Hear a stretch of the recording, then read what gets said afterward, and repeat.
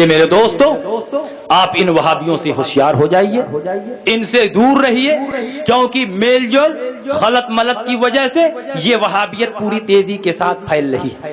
اگر آپ ان وہابیوں کا بائیکاٹ کیے ہوتے، ان سے رشتہ ناتا ختم کیے ہوتے تو یہ وہابی سیلاب کی طرح دنیا میں نہ پھیلتے، صرف ہمارے میل جول کی وجہ سے یہ پھیل رہے ہیں۔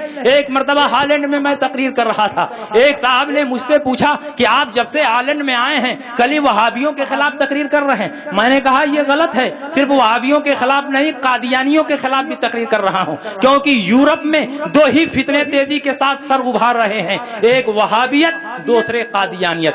حالانکہ یہ دونوں انگلی پر گننے کے لائق ہیں۔ پورے ہالینڈ میں وہابیوں کی صرف ایک مسجد ہے جس کو رحمانیہ مسجد کہتے ہیں، اور قادیانیوں کی بھی صرف ایک مسجد ہے، اور اہل سنت والجماعت کی چاروں طرف مسجدیں ہیں۔ یہ کہتے ہیں ساری دنیا میں ہم ہی ہم ہیں، ساری دنیا میں ہم ہی ہم ہیں، حج کرنے جاؤ تو دیکھ لو کہ ہم ہی ہم ہیں۔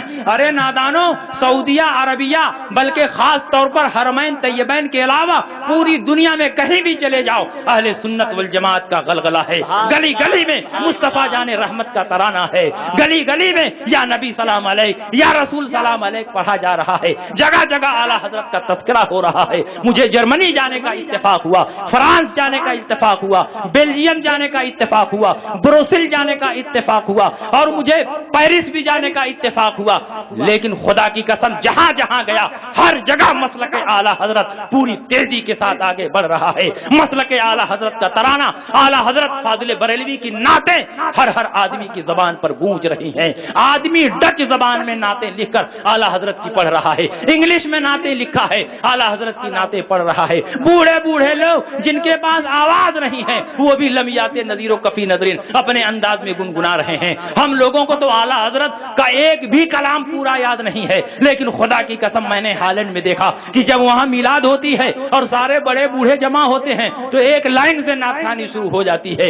ایک نعت پڑھا وہ بھی اعلیٰ حضرت کی نعت، دوسرا پڑھ رہا ہے وہ بھی اعلیٰ حضرت کی نعت، تیسرا پڑھ رہا ہے وہ بھی اعلیٰ حضرت کی نعت، سب کے سب اعلیٰ حضرت ہی کی نعت پڑھتے ہیں، ان کو کسی اور کی نعت پسند ہی نہیں آتی ہے۔ یہ اعلیٰ حضرت کی مقبولیت کی دلیل ہے، کیونکہ جس شخصیت نے نبی کے ناموس پر اپنی عزت کو قربان کر دیا تو اللہ تعالیٰ نے اپنی بارگاہ سے یہ عطیہ عطا فرمایا کہ تم نے اپنے آپ کو فنا کر دیا ہے لیکن میں نے تیرے نام و نشان کو پوری دنیا میں زندہ کر دیا ہے۔ جہاں جاؤ اعلیٰ حضرت کا تذکرہ ہے۔ تقریر کر رہا تھا، ایک صاحب نے کہا صاحب کیا بات ہے کہ آپ وہابیوں کے خلاف بہت بولتے ہیں، اگر آپ کی تقریر کو ہم نے صحیح سمجھ لیا ہے تو اس کا مطلب یہ ہے کہ ہم لوگ غلط اور باطل ہیں، ہم لوگ دین سے باہر ہیں، ہم لوگ مسلمان نہیں ہیں۔ میں نے کہا تم نے ٹھیک میری تقریر کو سمجھا، میری تقریر کا خلاصہ یہی ہے کہ تم لوگ دین سے باہر ہو، تمہارا دین اور اسلام سے کوئی تعلق نہیں ہے۔ اس نے کہا کہ اگر ہم لوگ غلط اور باطل ہیں تو کیوں اتنی تیزی کے ساتھ ہمارا مذہب پھیل رہا ہے؟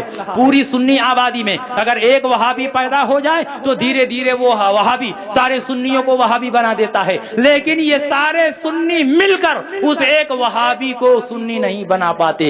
ایک وہابی سب کو وہابی بنا دیتا ہے، لیکن آبادی کے سارے سنی مل کر ایک وہابی کو سنی نہیں بنا پاتے۔ میں نے سوچا کہ اگر اس کا علمی جواب دوں تو یہ بیچارہ تو بالکل سمجھ میں نہیں ہے، سمجھ نہیں پائے گا۔ میں نے کہا اچھا بتاؤ تمہارے ہالینڈ میں ٹماٹر لکڑی کی پیٹی میں پیک ہو کر کے آتا ہے کہ نہیں؟ اس نے کہا ہاں آتا ہے۔ میں نے کہا اگر لکڑی کی پیٹی میں ایک ٹماٹر سڑ جائے تو کیا سارے اچھے ٹماٹر مل کر اس سڑے ہوئے ٹماٹر کو ٹھیک کر سکتے ہیں؟ اس نے کہا نہیں ٹھیک کر سکتے۔ میں نے کہا لیکن اگر اس سڑے ہوئے ٹماٹر کو اس پیٹی سے دور نہ کیا گیا تو دھیرے دھیرے تمام اچھے ٹماٹروں کو سڑا دے گا۔ تو یہ وہابیت سڑے ہوئے ٹماٹر کے مثل ہیں۔ یہ وہابی ایک فاسد جرثومہ ہے، ایک زہریلا مادہ ہے۔ وہابی اس زمانے کا کینسر ہے، وہابی اس زمانے کا بدبودار پھوڑا ہے۔ اس لیے ضروری ہے کہ وہابیوں کو اپنے معاشرے سے دور کر دو، وہابیوں سے الگ ہو جاؤ۔ اگر تم وہابیوں سے الگ نہیں ہوگے تو دھیرے دھیرے تمہارے ایمان پر خطرات کے بادل منڈلانے لگیں گے۔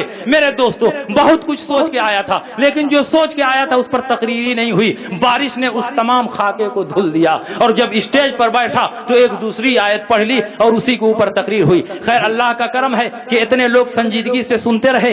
اگر ایک آدمی کو بھی میری تقریر سے ہدایت مل گئی تو میں سمجھوں گا کہ اس تقریر کا وہی سب سے بڑا نذرانہ ہے۔ اللہ رب العزت میری تقریر پر اور ان تمام حدیثوں پر جو کچھ بیان کیا گیا اس پر عمل کی توفیق عطا فرمائے۔